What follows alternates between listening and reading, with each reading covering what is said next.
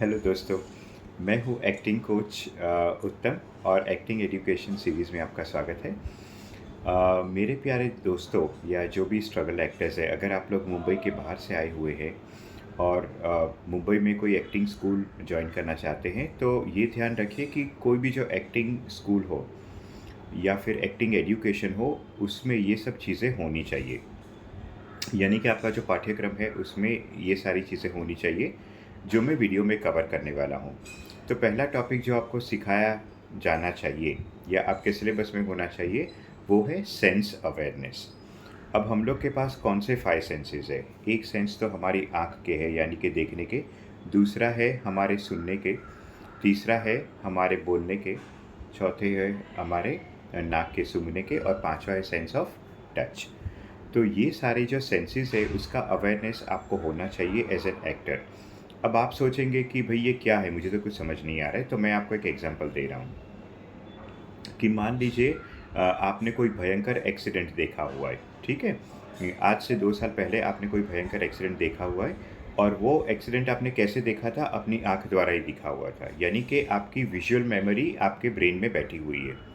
अब अचानक आपके सामने एक सीन करने के लिए आपको कहा गया है जहाँ पे आपको बहुत ही डरना है और आपको कुछ बहुत भयंकर याद आ रहा है।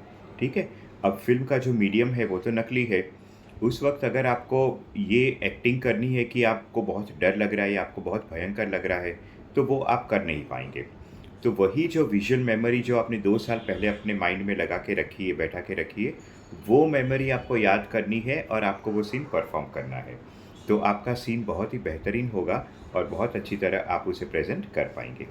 अब ठीक उसी तरह मैं आपको और एक एग्ज़ाम्पल दे रहा हूँ कि मान लीजिए कि कुछ हफ़्ते पहले आप कहीं से गुज़र रहे हो और एक बहुत ही बड़ा कचरे का ढेर है।